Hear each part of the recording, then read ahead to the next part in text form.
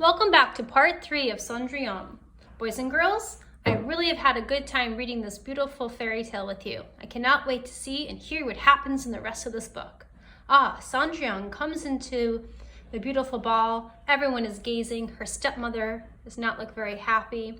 Her stepsister is looking very pleased with how beautiful she is looking. I can see why now the stepmother is looking so upset, because she's looking at how the reaction is of the gentleman whose birthday party is for.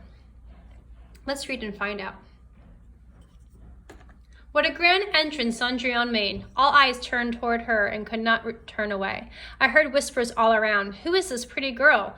Look how fine her clothes are. Did she come from France? Even Cendrillon's stepmother and sister did not recognize the two of us, though they all peered closely at us.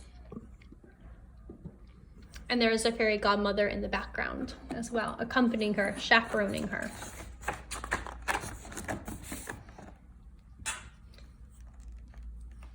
Then Paul, his eyes blazing with love fire, asked her to dance.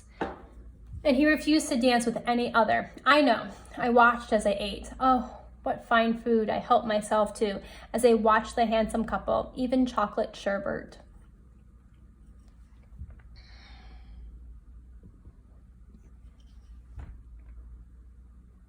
Wow, I'm just thinking about how happy Cendrillon is. When I saw the godmother and Cendrillon in different parts of the book, they were sad at times, and the fairy godmother was able to use her wand finally for happiness, and because she loves Cendrillon. And again, at the beginning of the book, if you recall, the fairy godmother is sitting by the water side, so sad, while she was doing the laundry, and recalling that her mother provided her with that wand that could be used to help someone that she loved.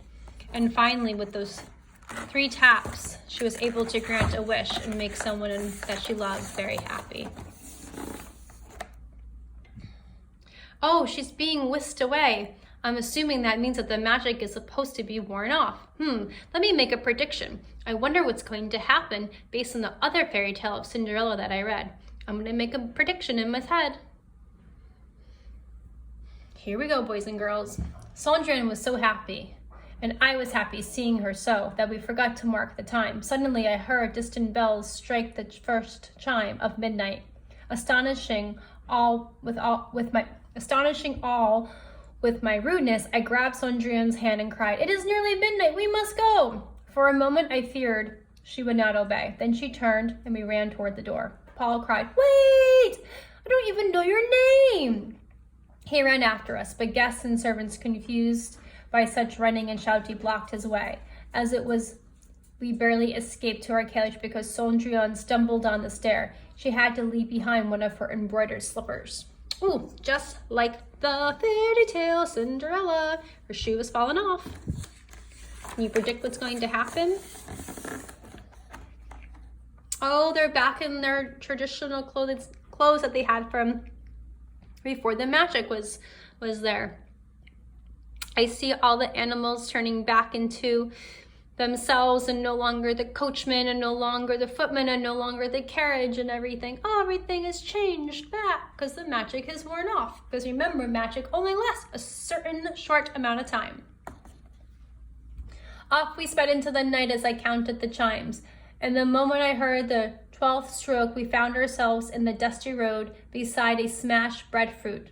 Around us, agouts and lizards and fat manacou scurried into the brush. We walked home like 2 ragged washerwomen. Our fine clothes were gone, all except Cendrillon's one pink slipper. Wonder why that slipper stayed. Interesting. Ooh, I see someone there. How beautiful it is in the moonlight. She shook it off. I will keep this to remind me of this wonderful night and a happiness I will never know again. But, I said, I will help you visit Paul again. She shook her head. I know that it was not Cendrillon he fell in love with, she said. He was under the spell of your wand. When the magic goes, the love too will fade from his eyes. Alas, I said, my plans may come to nothing. I cannot give you the gift of love that would chance your life for true. Dear godmother, she said, kissing my cheek, you gave me the night. It is enough. I did not see Cendrillon at the river the next day. When I called at the house, I found she was in bed. Madame and Vataline said she was being lazy, but I saw she was sick with a broken heart. I stroked her brow for a good long time until I had heard a great commotion. I wonder what the commotion is. Oh, someone's at the door.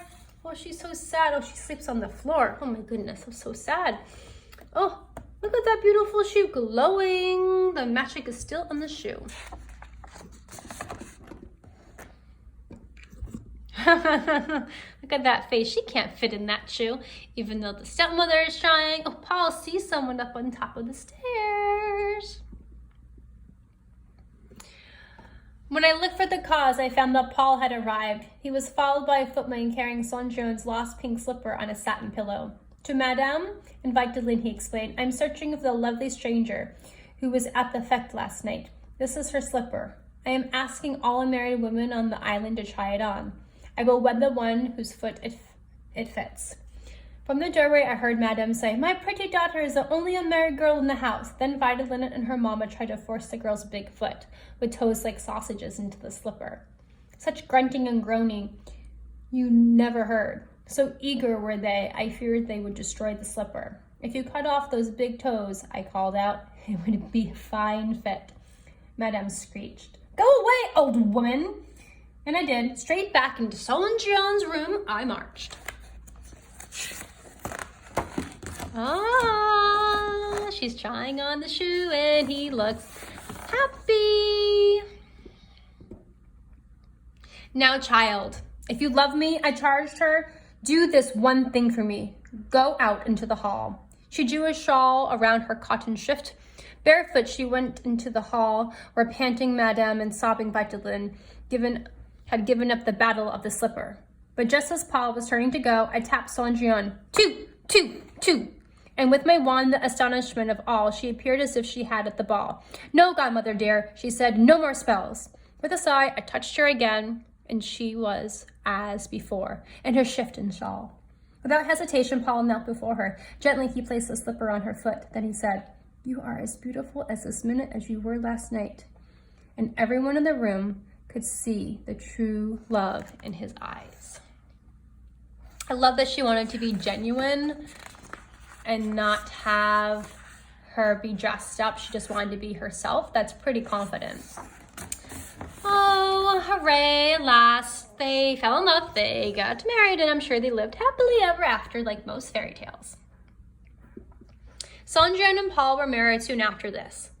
Even the King and Queen of France never had such a wedding. The guests ate and danced and sang and ate again for 3 days. I know because I was there. I danced the goncon and ate 9 helpings of chocolate sherbet and came away only to tell you this tale.